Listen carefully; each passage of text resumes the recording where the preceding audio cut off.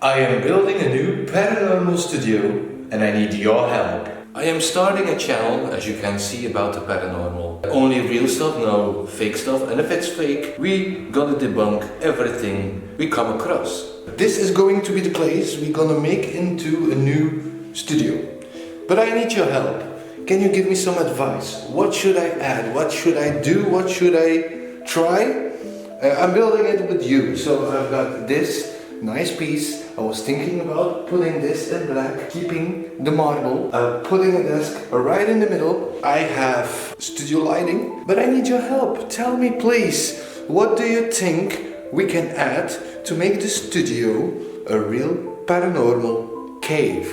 So if you want, please put your ideas in the comments down below.